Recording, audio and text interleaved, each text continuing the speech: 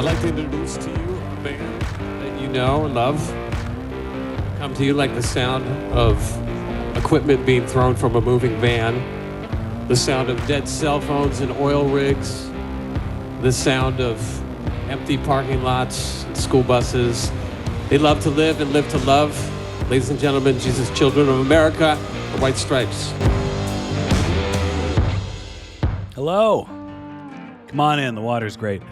My name is Ryan Schaap, and this is the hardest podcast to podcast. The only podcast about the White Stripes that I know of. It's been a few months since I've looked that up.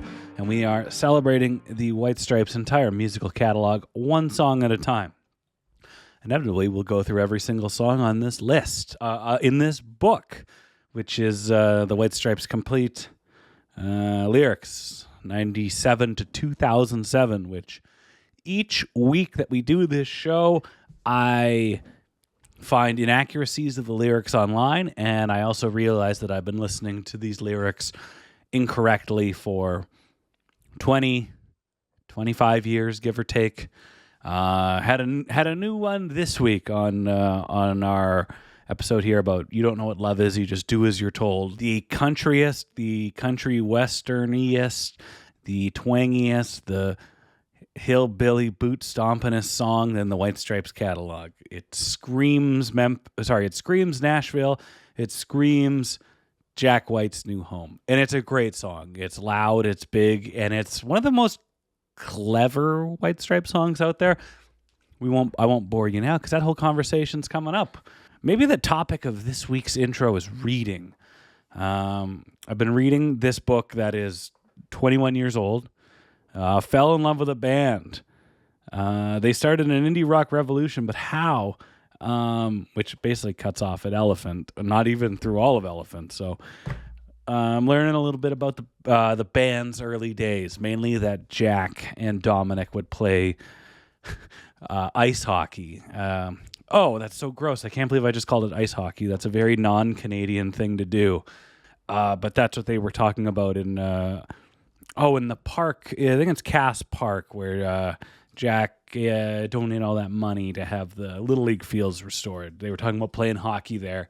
And my ears perked up, or my eyes grew wide as saucers, that there would be a hockey connection to the White Stripes. But here, we found another one, and it's been under my nose for 21 years. And this book was still in print. I got it off the Evil Awful Amazon, and it was here the next day. And don't do that, because I did look around locally at my bookstores. If you're new here, if you're a first timer and you're wondering what the hell is this shindig, what the hell is this dog and pony show, we are celebrating the White Stripes' entire musical catalog one song at a time. This week it's You Don't Know What Love Is, You Just Do As You're Told off of Vicky Thump. Last week, hell, it was Hotel Yorba. We're going to do this every week until we do every single song in the White Stripes catalog. Every single song in this here book, the complete lyrics, and except for 3. So each week it's a random song that we cover. Every song is in the pot except for 3, and those are 3 mystery songs that I have set aside that I will only discuss with the hockey-playing Detroit boy himself, Jack White, because the goal of this show is to entice Jack White onto this show, not once, not twice, but 3 times. A friend hilariously asked me shortly after starting this show that if you don't have Jack White on 3 times, it's a failure, and I said hilariously, yes. So we are failing at this point. So if you're saying, Ryan, how can we help you not fail at this lofty, lofty goal? Well, it's very easy. If you like this show, check it out. Check out past episodes. Share the past episodes. Share them with 7 friends. Don't be selfish and don't eat shellfish if you're allergic to it. And just help grow our little footprint. Follow us on social media. We are everywhere that we should be at Hardest Pod to Pod. And if you like what you're hearing, reach out to me at ryan@hardestpodtopod.com.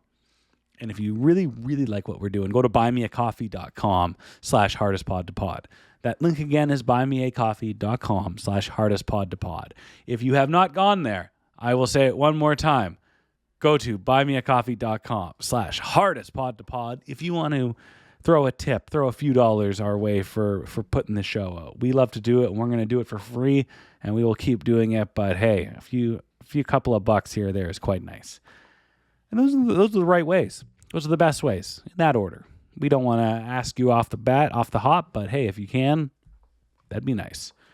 We'll also be launching the Hardest Pod to Pod Patreon, which will either be called the Hardest Pod to Pod on Patreon or the Hardest Patreon to Patreon. I have not decided yet, but we're accumulating some fun bonus content as we speak. And that'll be ready very soon. And I can't wait to share a link with y'all.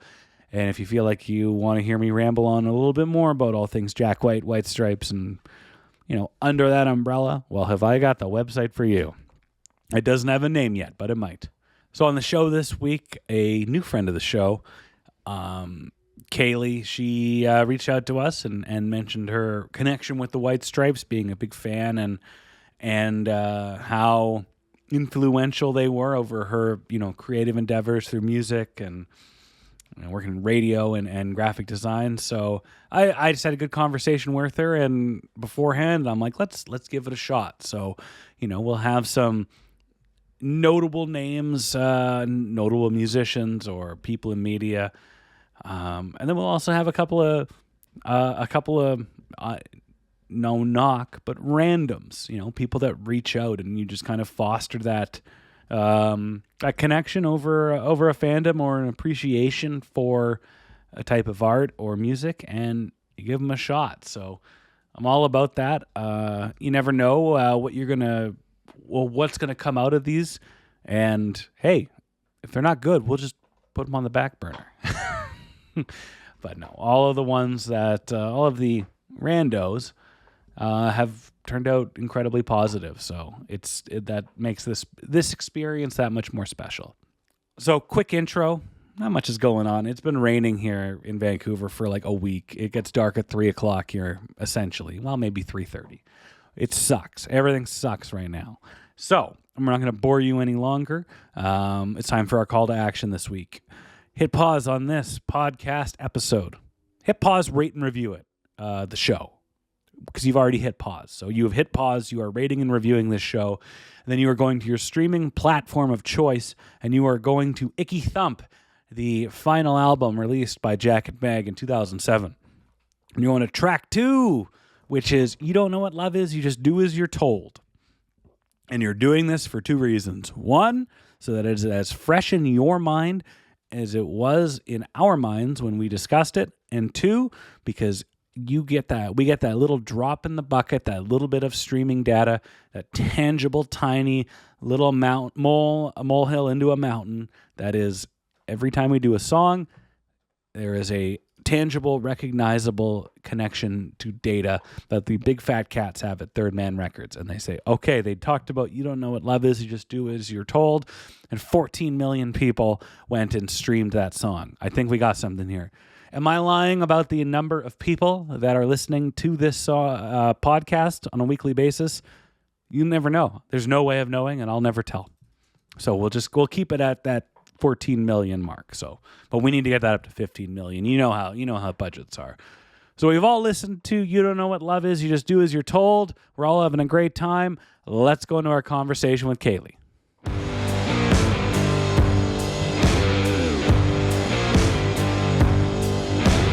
Our guest this week has been influenced by Jack White and White Stripes through countless creative endeavors in their life, from performing in groups like The Distributors and Fountain Bather, which is a great name, and now in her graphic design work, she is Kaylie Russell. Kaylie, how are you doing today? Hi, I'm doing good. I'm really excited to be here. Well, hey, that's what we want to hear, and that's what we're hoping for. What is it about the White Stripes? Oh, what isn't it about the White Stripes? It's everything. I don't know. They from the time I was a kid, first time I saw, it was probably the Seven Nation Army video. Mm-hmm. I was hooked. Female drummer, really, really inspired me. I got a drum kit after that. Yes. And I had a little sticker of the Simpsons White Stripes on my drums. Oh, so, you gotta. Yeah, huge influence to me. And my mom liked them too. So we would just listen to them together. So it was like a family experience, which was nice. I as outlined on this show, it may be a bit further down the road. Like the White Stripes became an absolutely family experience for me, not necessarily by choice or at least immediately, Yeah. but there was, there's something about this group that makes you want to like share the wealth or turn other people onto it, and not necessarily people that you think will get it or appreciate it. And I don't know about you, but I have not really had that with a lot of groups. A group that you champion, like you want, like we always say, this is a band you want to root for, and you want them to succeed and do their best.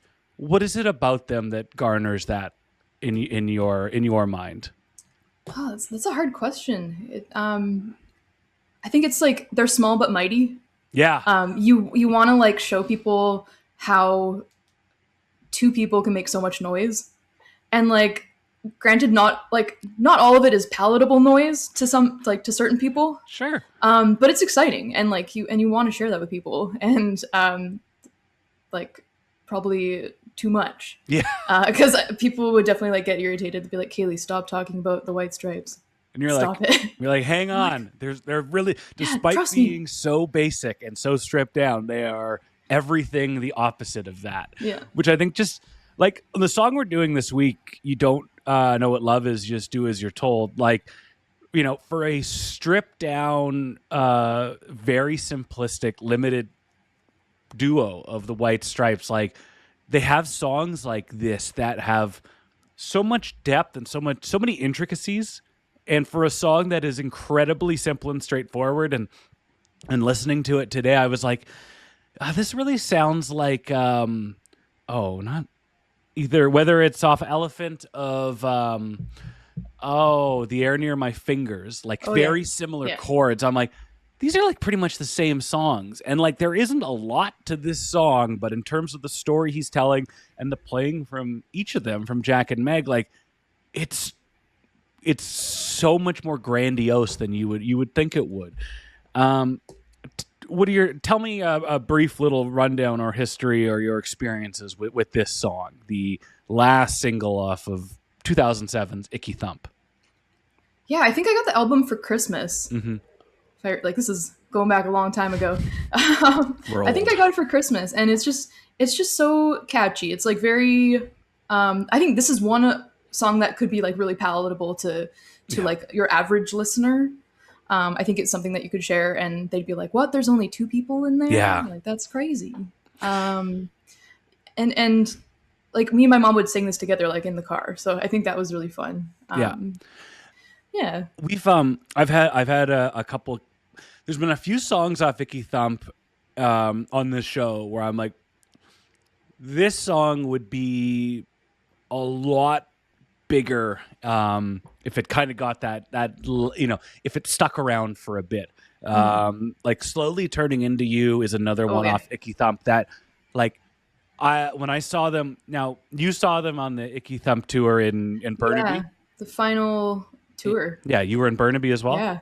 Yep. Yes. Yeah. Deer Lake Park. Yeah. Oh, literally the best concert I've ever been to. Me too. It was my first concert ever. Oh, hey, my first real concert was the White Stripes at the Plaza of Nations in 2003. So that resonates with me. Nice. What album would that have been back in 2003? Oh, Elephant. Elephant? Oh. So they were just like... Jealous. Oh my gosh.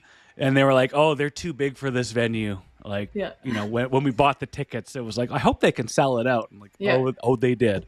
Easy, yeah. But at that show, they played I'm Slowly Turning Into You. And like, that's the first night of that tour. And all of a sudden, that becomes like this song that becomes so engaging with the audience. Like they got the woos. Yeah. I'm like, where? I remember being there like, so cool. Where did that come from? Like, there's been like 3 shows in Europe before this, and now all of a sudden you've got this song that took on like a life of its own immediately. And I feel like You Don't Know What Love Is, You Just Do As You're Told is so under that umbrella. Like they only played this song something like 16 times. And that's like seemingly every other night of the Icky Thump tour. Like this was a song that was very versatile and they liked it. And it was fun to perform. And yeah, there's just this song is this song is one that when I listen to, I'm like, yeah, it could have. I think with the abrupt ending and kind of the meat and potatoes singles being where they are in their discography, it kind of is probably one of their best, most overlooked songs, in my opinion. Yeah, it's not one you immediately think of when you think of the White Stripes. Yeah, but it's definitely like a contender for one of the like top songs. Well, when you put on the Icky Thump album and you're like, like Icky Thump is obviously a huge track, and then it goes into You Don't Know What Love Is. And yeah. Oh, and then an immediate. It's totally different. It also really sets the tone for Icky Thump as being the loud album. Countless reviews is like, it's big and it's loud, and you're like, this kind of snarky country song, sets the tone, and you're like, I didn't think it would be out of that one, but boy, does it do it ever. Yeah, it shows their versatility though. Like every song on that album is different. Yes. Like, is Conquest on that one? Yeah, you bet it is. Yeah. Another like crazy like. That's a really great point. I'm gonna steal that when I do an entire Icky Thump album review, probably on the Patreon. But like, you go through that track, you go through track by track, and like there's big guitars, there's catchy hooks, there's a lot of Nashville country influence, but no two songs are quite similar. And in their previous albums, you definitely had that. Like there are songs off of Icky Thump or White Blood Cells of Elephant or White Blood Cells that you're like, oh, these kind of, they're sister songs, they're brother and sister songs. Yeah. But Icky Thump, one of their more unique records. Excellent point. It just goes to show like how much their sound has developed over time too. Like just so different. Like he wasn't afraid to play around by this time. Like he had he had all those other big albums under his belt. Yeah. And like at that time that like they could play around, they could mess around and do something weird. And it was crazy. You mentioned mess around. Like this is the only album they did in a proper kind of high end modern recording studio. I believe the vocals for Slowly Turning Into You required like 24 tracks. So like it's going against, while the speed and the directness of creating the art was there, like it was with all the other albums, like this is, they're safe. They're kind of comfortable. We can get a little silly. We can get creative. Do you think that safeness was a sign that, not that the band would end, but like, that it was a sign that all the limitations that they put on themselves to benefit them, like all the restrictions were kind of off. Are they in a place now of, I don't want to say complacency, but it's like, I'm going to say complacency. Do you think they were in a bit of a complacent spot at Icky Thump?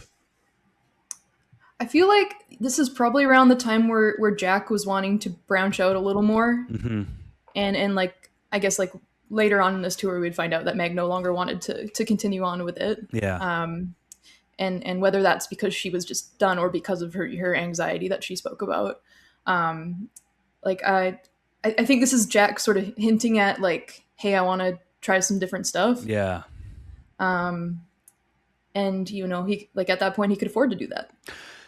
And he could be in a studio. He could like pay for that fancy studio. He could be in that fancy studio setting.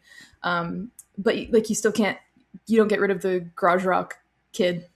Like that'll always be there. Yeah. So, yeah. I think there was just something inherently uncomfortable about the White Stripes for their entire career, and which is like great, but like if you put somebody as shy and reserved as Meg in the most uncomfortable situations every night, it's pretty clear why you wouldn't want to be touring after a decade. Yeah. But like everything about the band was uncomfortable. Like I'm reading this Fell in Love with a Band book I just bought. Oh, I had that book. I used to have that one. Oh, I have not read it. And I was when I was doing research for Hotel Yorba, I was like, there was something on the White Blood Cells Wikipedia that I didn't know. And I'm like, wait a minute, where did this come from? And it was attributed to the book. I'm like, well, I guess I'm buying that and reading it immediately. Yeah.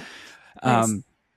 But the White Stripes, like, you know, were set to kind of dissolve when the marriage dissolved, and they're like, no, we're gonna keep, this is special. We're going to do what we need to do to preserve it.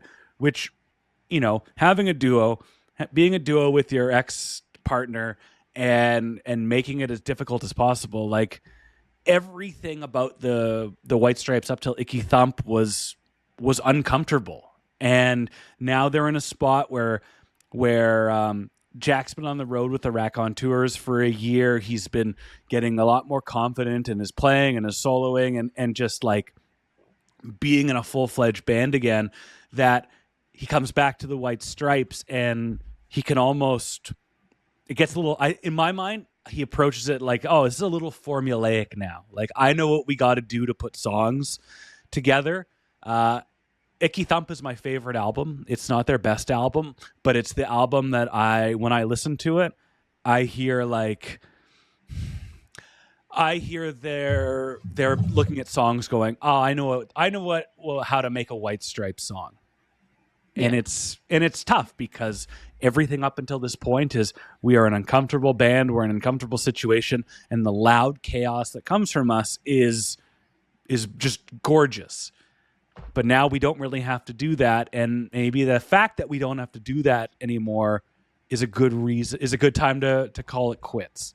That was a very convoluted ramble, but I want to hear your thoughts. Yeah, I mean, like,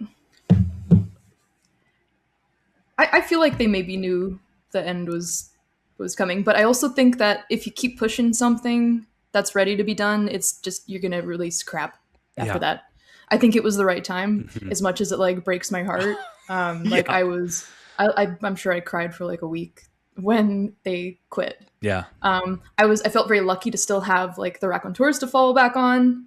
So I could still like experience of course, Jack White's writing and everything. But it was definitely pretty devastating. Like I was like, Meg, like, why don't you want to do it anymore?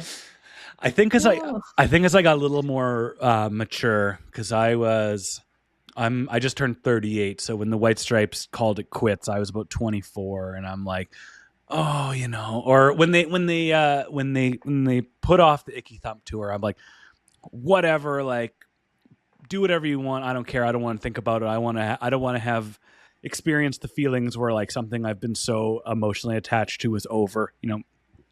And as I got a little older, I'm like, okay, you know, it's always been very clear in black and white that they're saying, this is what we're doing with the band. This is why it works. This is how maybe it's not working. And here's why we're not going to do it anymore. And as you get a little older, you're like, okay, they're telling me, they're being honest, which is what the White Stripes have always been. Around that time, Jack's solo solo career begins, and he starts playing White Stripes songs again. And I'm like, okay, I can enjoy. I can remember those experiences while, you know, still hearing Dead Leaves in the Dirty Ground in a different way live, or Hello Operator or whatever. But I think if he became a solo artist, like immediately, I would probably not want those songs played live. Yeah. And there was always this bit of championing that like it's Jack and Meg, it's not Jack featuring Meg. So if he like started playing solo in 2009 with like a new drummer, I'm like, that's not how this works. Yeah, what are you doing? Yeah, it was, the Raconteurs were a really good bridge to his solo career. Yeah. It made it more palatable for such a big White Stripes fan. And I love that you brought that up, because as I was listening to You Don't Know What Love Is, like before you hopped on, I was like, this song is really Jack White solo artist coded. He has countless songs about love being this like challenge, and you got to work at it, and you got to make yourself uncomfortable. And he's got several singles. He's got Affected, or what is it? Affected by Love? Connected by Love. And he's got Love Interrupted, of just songs like love is extremely, it takes a lot out of you to do it correctly. And you gotta just put yourself in an uncomfortable, vulnerable situation. And so listening to this song, I'm like, oh, his mind is already going to that. And like, this is the most one of the most Jack White solo-y songs that the White Stripes have. It's a great tell of what was to come on the next couple JW records. Yeah. It feels very, very different. Mm-hmm. So little things about this in my sleuthing of research for this song. I'm at a point now where I'm reading. I have a lot of magazine scans, like old interviews, because the unfortunate thing about the White Stripes is they ended in 2007, which is when like the modern internet began. Mm-hmm. So you can't just find every single thing. But Jack was doing an interview. I forget which outlet this is. But the interviewer goes, "But Icky Thump isn't the sound of a new, happier Jack White, is it? You don't know what love is. You just do as you're told is a harsh song, a mean thing to say." Jack White laughs. "I wrote that song when we were touring with Dylan. I don't normally write on tour, but I left the show to go write that song. Well, the next day I was talking to Dylan, and I said, I wrote this song last night called You Don't Know What Love Is, You Just Do As You're Told." And he goes in his he does a Dylan impression of like, that's a bit strong, eh? And then he goes, "But what key is in it? Oh, sorry, what key is it in man?" So a bolt of inspiration when he's touring with Bob Dylan, going through the lyrics and just kind of listening to this song. What stands out to you? What is the story Jack White is trying to tell in this song? Yeah, he always has such a funny way of saying things. I love, like, in the first line, like, what is it? In some respects, I suspect you've got a respectable side. Oh, and it's like such a weird backhanded kind of comment. Yeah. But like, if you know Jack, like I'm saying, like I know him. Yeah. It feels like poking fun. Yeah. Like I don't think he's trying to be a jerk. And I think the whole song is kind of like that. It's like, hey, don't be silly. Like, you can do better than this guy. Get out of there. Yeah. When I hear in some respects, it makes me think of like, I don't know, like people in the South being, oh, bless her heart. Yeah. Like, I'm about to spend 3 minutes telling you how degrading you. Yeah. Almost. But I think I'm telling you this because I think you can do better. So yes. Bless your heart, but you're an idiot. Yeah, exactly. Like it feels very like going again with like the brother sister dynamic. Yeah. It feels like an older brother being like, "What are you doing, you silly goose? Get out of there." Yeah, and because Jack White only knows one woman, that being Meg, this song has to be about her. It's gotta be. I don't know who else it could be about. I don't think he's ever met another woman. No. Well, there's Holly. Yeah, it's about Holly Golightly. Holly. There we go. The one other woman he knows, and Rita Hayworth apparently. Yeah, he knows the spirit of Rita Hayworth. The spirit of Yeah, but I love this song because it sounds so fun and catchy, and it's easy to sing along to. And like you say, you're singing along in the car with your mom, but like the chorus is so mean. You don't know what love is. You just do as you're told. And maybe sometimes people need to be reminded of that, though. The more like people pleasers. Dude, exactly. Like you read this song and it's like, I hate to sound cold, but you're not thinking for yourself. You're not making decisions that are going to benefit you. You're just like, you are thinking directly about somebody else. Mm-hmm.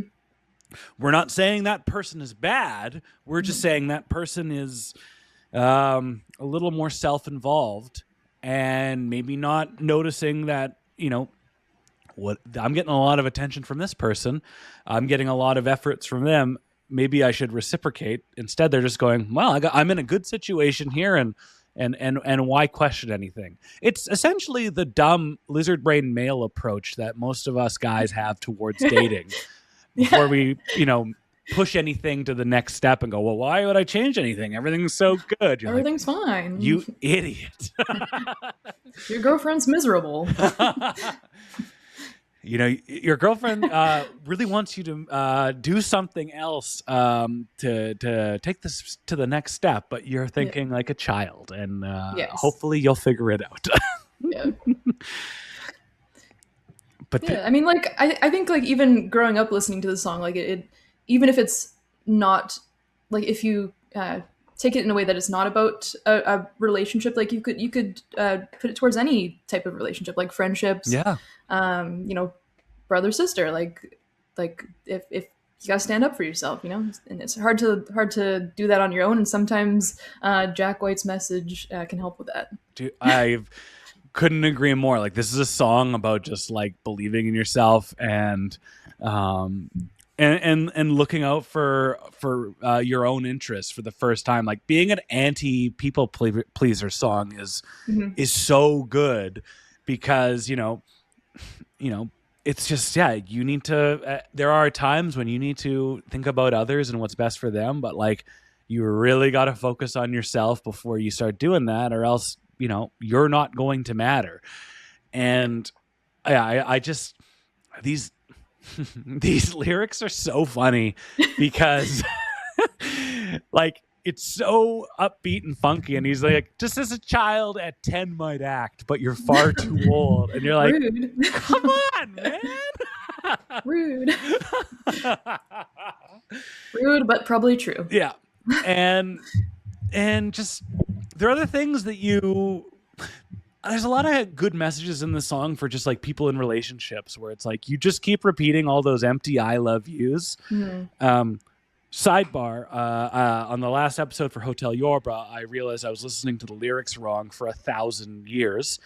And for this song, I also realized I was listening to the lyrics wrong because I thought the lyrics were, you keep receiving all those empty IOUs.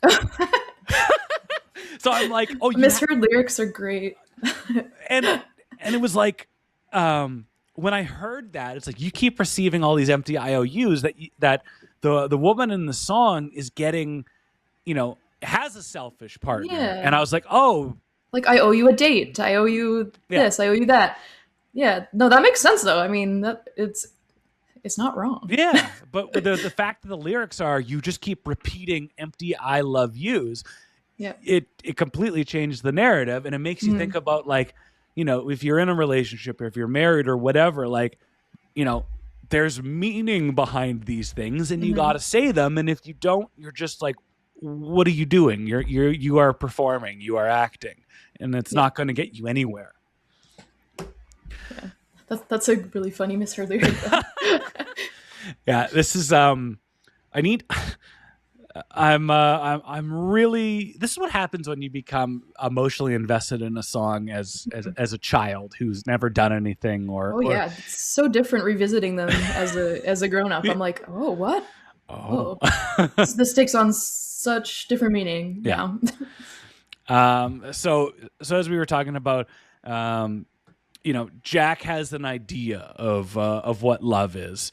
And it's always like a loud, if you think about the song, like his first single was Love Interrupted. And he wants love to reach down inside him and pull his heart out while it's still beating. Like, he wants to get the most out of love. And it's really kind of prevalent in the song. Like, love is not being polite. Love is not good behavior, and it's not quiet.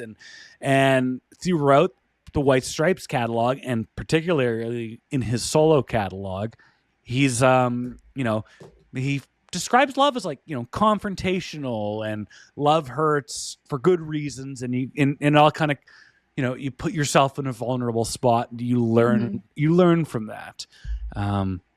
Yeah, I mean, you got to take the bad with the good, right? Like, exactly. It's not always sunshine and daisies. Like, it's wouldn't be very interesting if it was that way. Agreed. When listening to this song, when reading these lyrics, like what's the standout line in this song for you? Okay, I gotta look at them. Yeah. Let me see. Let's see here. There's, and as you look it up, like, I'm just thinking, like, this song has, I'd say this is one of the most clever songs that the White Stripes have released, because some of their lyrics are very simple or very minimal. Others tell a longer story. But this one is just like every other beat there is a tongue-in-cheek, like, insult, acting like just like a child at 10 might act. You're not hopeless or helpless, and I hate to sound cold, but you don't know what love is. You just do as you're told. Like, fucking outstanding. Like, no, you're not helpless, you're not hopeless, you're just not doing things for yourself. it really made me I had to think about these words, because they can be taken in so many different ways. I like to think that, like, when Jack wrote like that first line, that he was like smiling to himself. He's like, how did I fit all these syllables into that line there? And it's like a tongue twister. It totally is. And it says so much. And like, I'd say it's one of the key White Stripes songs you kind of need to sit down and study the lyrics, because you can hear so many different things in the way it's performed. You can interpret so many things the way you hear it, but like, and even interpreting it from reading it, you're like, oh, there's a lot to take in. Yeah. I think I like the you're not hopeless or helpless, and I hate to sound cold, because it sounds like he's having just a conversation with a friend. Yeah. Like it sounds like this is a very cleverly written message to a friend. And it's a conversation that, I don't like that I have to tell you the things that are hard to tell you, but this might hurt, but yes, you need to hear it. Yeah. So and I think in that, like, it makes me like smile for the female. I'm like, oh, you've got a friend that's going to tell you what you need to hear, even though you don't want to hear it or you don't think you need to hear it. Yeah, and like, if this song is about Meg, like, even though they don't play together anymore, they're not together in a relationship anymore, you know that Jack still cares so much about her. Oh yeah, like, they will always be tight. Yeah, like, there's a respect and a protectiveness and just like an appreciation and a love, and like even seeing them at the seeing him speak at the Rock and Roll Hall of Fame. Oh yeah. And like, just when the subject of, like, I was like reiterating what she had recently said to him, like, there's an impact there. This is like almost like a song that you wish and hope is about, like, their relationship, where like they're seeing other people, and I don't know how, I want the best for you, and you can do a bit better because I know you're better. Yeah. And, like, maybe I'm looking too deeply into this, but it could even be him talking about maybe his past behavior. Like, maybe he's reflecting on, like, maybe if he didn't do things how he should have. That's just a wild guess, but maybe. Who knows? With that guy, it could be about anything. But I love that. Like, as you get a little older and more mature, you can, like, oh, I can see how I got away with a lack of effort or a lack of attention. I really like that mindset. I really like that approach to it. This song, there's a couple of versions of it. It was the fourth single of the album, and it came out on September 18th, 2007. So they had canceled the rest of the dates of the Icky Thump tour, but they were still an active band. They were about to record new music at Beck's house for their EP. So it's still, there's a reason to release a single at this point. We got the album version, we have the acoustic version, and we have the aptly titled frat rock version. Which is the standout version of this in your mind? I just love the original. I don't know.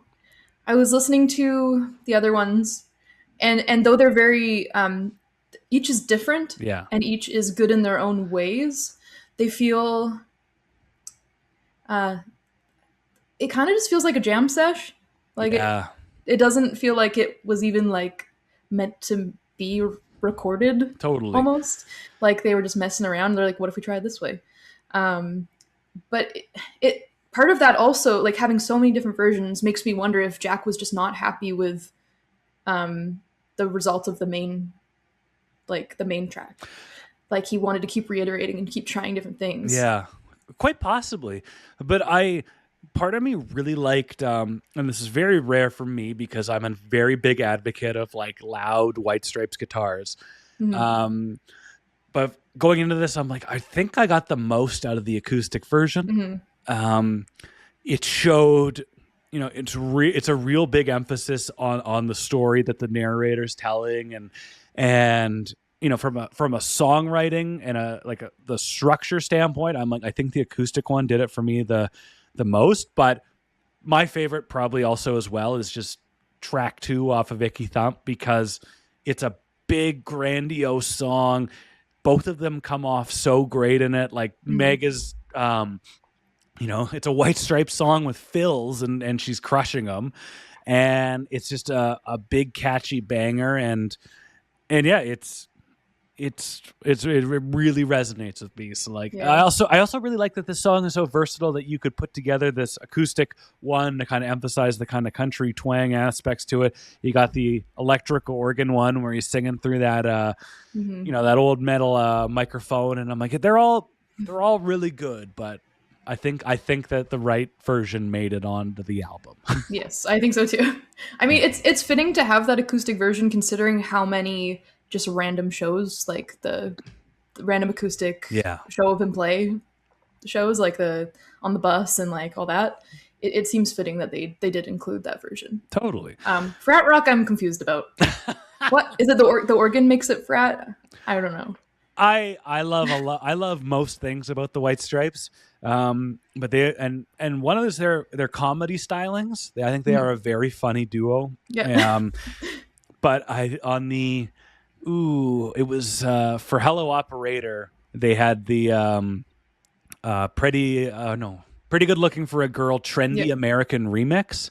What? And I'm like, okay, you've put your voice through your vocals through like an auto tune, like all right, and then with this frat rock version, like this doesn't sound like Theory of a Dead Man. We know it. No. Maybe it was just to like trick frat guys into like listening to the song so that they would get the message and be better partners. Yes. Yeah, maybe.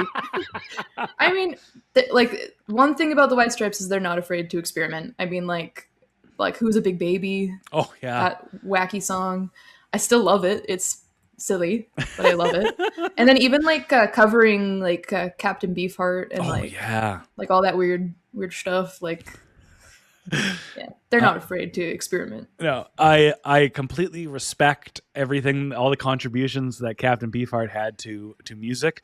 That being said, if you have a party where people won't leave, just to put That's how you do it. You put on Trout Mask Replica, and that party ends real fast. Yeah. That's a good little hint to have in my back pocket in case I want people to go home. Yeah, and it was a vault package, and I bought it for. It was the vault package when the boarding house Reach tour came out, and so to get the early access to the Vancouver show, I'm like, I guess I'm buying this Captain Beefheart box set. And, sick. Well, I've listened it's yours to it now. I've listened to it once. Yeah. I never would have heard of Captain Beefheart probably. Exactly. If it weren't for Jack. I think I said to you that like the White Stripes are a gateway drug to other bands. They are a gateway drug to, experimental rock like Captain Beefheart under that Frank Zappa umbrella. They are a gateway and a half to important, impactful American blues performers, and just about everything. Like, if you were a fan of the White Stripes, they were just as vocal about other people's music as their own, and you wanted to try to understand what got them there. So, I wouldn't want to listen to Bob Dylan's Blood on the Tracks or the Stooges Funhouse in grade 10, but Jack White mentioned them, so I got to check them out. You got to find your favorite artist's favorite artists. Damn straight. Couldn't agree more. Yeah. This song reached number 18 on the UK singles charts and number 63 on the Canadian Hot 100. Peaked at number 9 on the U.S. alternative charts. The song was oddly bigger than I remember at the time, but good for them. I guess just like we said, because it's so palatable. Yeah, Let's go to some reviews here. We are speaking about the song's legacy. Pitchfork gave Icky Thump an 8 out of 10. And they said this: perennially dismissed, Meg White once again puts the lie to the theory that John Bonham totally made Led Zeppelin, bro. Squeezing the most from her limited repertoire and unsteady tempo while locking in with Jack on classic Stripes stomp breakdowns like the one in You Don't Know What Love Is, You Just Do As You're Told, where raw talent takes a backseat to chemistry. Huh. That's an interesting review. It's kind of snarky. It's definitely kind of snarky, and I forgot what song we were talking about. I think on Bone Broke. Mm-hmm. We were I love that song. Yeah, we were talking about that with our friend Nate, and he says you could hear that this song is almost about to go off the rails, whether that comes to tempo or speed, but they know each other so well that they are going to get it back on track. And I think a lot of songs off Icky Thump kind of have that essence, because a lot of them are quite complex. They're not the most straight ahead songs, but they know each other so well that, when a song goes in 4 different directions, they know that they'll be able to get it back on for the big chugging chorus at the end. And snarky but fair, in my opinion. Yeah.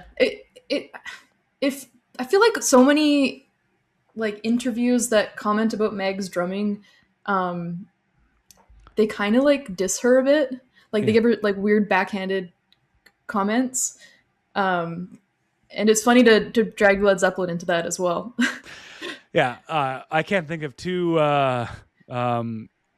polar ends of the spectrum than Meg White and John Bonham, but we've got to compare them because... But yeah, if John Bonham was in the White Stripes, it wouldn't work. God. And vice versa. I don't know, Meg White and Led Zeppelin would be pretty sick. I would pay to see that. Yeah, I would say in that trade-off, give me Meg White with Zeppelin instead of John. He'd just take up too much room. I think when Neil Peart passed away, people were joking. They're like, and the next new drummer is Meg White to play with Rush. And I was like, hey, finally, that would be finally a good drummer in that legendary. Generally, people quite like the song. Rolling Stone gave the album 3.5 out of 5. And they talk about You Don't Know What Love Is also anti-sexist, get up, stand up counsel to a woman, not his wife. But in the essence, it's a monster riff, bigger and slower than, for instance, Blue Orchid. And that's the scoop of the architecture here. Jack hauled more than bagpipes to his garage to make Icky Thump, which is easily his loudest album. Maybe he found a beat-up Marshall stack somewhere or a tube amp forgotten by history. Although the new constructions don't entice as consistently as they should, their noise stays with you, and and what that noise stands for is itself. I would say that it is an incredibly catchy album. It's a loud album. It's a heavy record, but I enjoy it, but there's something from an artist standpoint that maybe is lacking the tiniest little bit, which just kind of brings me back around to that comfort and that kind of level of complacency. But still, do you mean the album as a whole? Yeah, it's a little it's missing something. It's missing something, and I find there's a few tracks on there that fall under the formulaic umbrella, which are my favorite songs. Like Bone Broke is one. Little Cream Soda, I think what those songs are hey, let's make some classic White Stripes songs. But then there's also tracks on here that are just them taking the next step into them as artists and them as a band, like Slowly Turning Into You or Icky Thump or You Don't Know What Love Is, You Just Do As You're Told, Conquest, 300 mile per hour Torrential Outpour Blues. There's so much on here that has them taking the next very cool step in their journey. But I do find that there's a couple small little red flags of, they know what they can do to churn out a Stripe song. Yeah. There are a couple what I would consider filler tracks on there. Sure. and don't get me wrong, it is one of my favorite songs on the album, but like St. Andrew, This Battle Is in the Air. Yeah. It feels like they're just like, here's this cool thing. Now check out this next song. But also, I love it. And that is Meg singing, right? Yeah, she's on that track. And it all comes down to two things can be true at the same time. Like, it is both those things, and that's not a lie. Yeah. Oddly enough, there was a music video for this one. I don't think it gets talked about enough. It was basically the footage that they shot for what would become the Under Great White Northern Lights documentary and concert, where they were in Nunavut. They were in front of the one of the Hudson Bay's historical buildings. For those not Canadian, as much as we love the Hudson's Bay, or we did, it is the shining. It's the beacon of colonialism and a lot of the bad things that happened for hundreds of years in our country. So as nice as the striped blankets might be, Hudson's Bay does kind of suck. Yeah.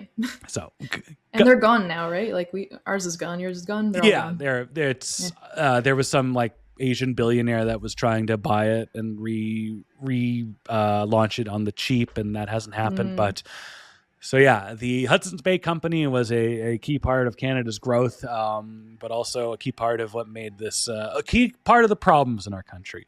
Yeah. But this video premiered July 30th, 2007, which was 2 years before the documentary came out, and it's Jack and Meg kind of hanging out on the frozen tundra of Nunavut, and I don't want to poop on it, but there isn't a lot to the video. Yeah, not much of a story going on there. Yeah, which is the White Stripes. They're not a music video band. They're not OK Go, but they are renowned for their music videos, and this one was just, hey, we got some footage. Yeah, exactly. Compared to Fell in Love with a Girl, it's yeah. It looks good. It's in a very unique part of the world and a part of our country, and absolute positive that they are shining a light on the territory of Nunavut, but a bit of a dull video. Yeah, it's nice to see Canadian content. Exactly. In there though. As for the song's live history, it was performed 16 times live on the Icky Thump tour. First played in Calgary, Alberta, Canada. They also played it at the Winnipeg Secret Show every night on the Icky Thump tour. On the Cross Canada Icky Thump tour, they played a secret show before every gig. The secret show in Burnaby was at a youth center, like pretty close to Deer Lake Park. And I, like 4 years later, I met somebody off the apps, and they actually worked at that youth center. Oh my gosh! And were there, and I was like, "That's so cool." So you can tell when I talked about the rest of the first date. So they played this show in Winnipeg. They got on a bus and they played Wheels on the Bus, and then they pulled the bell because they are respectful individuals. They got off the bus. They're at the transit stop in the Peg, and on the I forget what bridge it is in Winnipeg, but they get off the bus and they play "We Are Going to Be Friends," and you don't know what love is. You just do as you're told at the bus stop, and they disappeared into the night or in the middle of the day. Kaylie, you're on a transit bus. You're hanging out, and Jack and Meg get on to play for you. What goes through your mind? I probably would have lost my marbles. Like, that is crazy. I would totally freak out. I would cry. Yep. Be shocked. If it happened to me, you know what I would do? I'd be upset that they were playing Wheels on the Bus. I'm like, come on, it's a banger of a cover. You know how many times I heard this as a kid? Play Slowly Turning Into You. Play something good. Play something. Play a B-side. Yeah. Yeah. No, that would have made my life. Like it's probably a good thing I wasn't there, because I would have died straight on the bus. Like there would have been a death, and then they would have to cancel the show. it White would have been Stripes. really embarrassing. White Stripes cause a death. Yeah. It was last played on their final show ever, which was in Mississippi, in South Haven, Mississippi, at the Snowden Grove Amphitheater, July 31st, 2007. I was pleased to see that this is a song that has become a Jack White solo song. It was last performed, he's done it 55 times, which is 60th all time for Jack White solo performances. He last performed it in 2022 in Maine, but he did perform it at Rogers Arena in August 2018. Were you at that show? I want to say I was. I don't remember the song being played there, but I may have had a couple beers. So don't know how much of that show I remember, but it was great. I was also there, also a few beers. I had my early entry from my Vault subscription benefit, but I also did remember him playing that song. But going and tracking down some live performances of it from that era, I think when I watched it, I was, when they perform White Stripes songs, there's a lot of addition that, kind of adds layers to it. This was one of the first White Stripes songs I've heard him play with his band, where it kind of sounds almost, I don't want to say correct, but it feels like it's a song meant for a large band with a lot of elements and a lot of layers. And I thought that it's outstanding to play with that type of group. Yeah, that's funny you should mention that, because when you sent that, I think it was one of the tour videos in that list of links there. I kind of, when they got to the solo part, I was like, where's the rest of the song? Yeah. I forgot that, it's just, when he starts soloing, the bottom kind of drops out and it's drums in a solo. So when I saw the full band version, I was like, oh, okay, there we go. It's back. Yeah, I love Jack, but he does get a little lost in the sauce with the solos live. That's why we love Meg even more. Yeah. It's like, all right. She holds it together. Back to the song. All right, we get it. She's like, oh, you still doing that solo? All right, Eddie Van Halen, let's go. So this is when I asked this question seemingly at the end of every interview, but this one really resonates with me because and the question is, I'll ask you first. It's the next time you listen to the song after talking about it for almost an hour, like, how are you going to hear it differently? What's going to go through your mind? What's going to stand out from that song and also this conversation? Well, I mean, I think I'm going to be much more open to those different versions. I think I need to check them out more and analyze them, and then psychoanalyze Jack and Meg and trying to figure out what they were doing and why. And I think my whole life I've been quite a big people pleaser, and I think I should just start listening to what Jack has to say and stop. Hell yeah! Stop being a silly goose.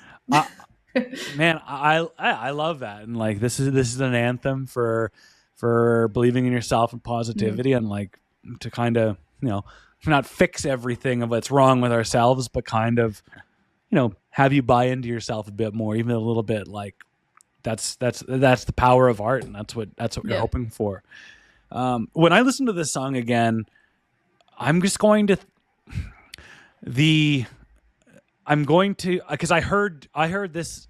I heard a lot of red flags. Not red flags. I heard a lot of Jack White's solo artist in this song, and I think that when I listen to it, I'm just going to hear that more and more, and it's going to make me want to listen to more, themes of love and that kind of clever type of songwriting and storytelling that he a little over clever he does as a solo artist. And it makes me want to hear that more in that catalog to help kind of help better illustrate that journey of troublemaking punk rock kid to where he is now with all his respect and accolades. Yeah, it's he's like painfully self-aware. So when he writes, like, though the songs often have the same message just because that is his personality, Yeah. sometimes they can have like conflicting information and conflicting like scenarios, but that makes sense because humans, that you change your opinion over time.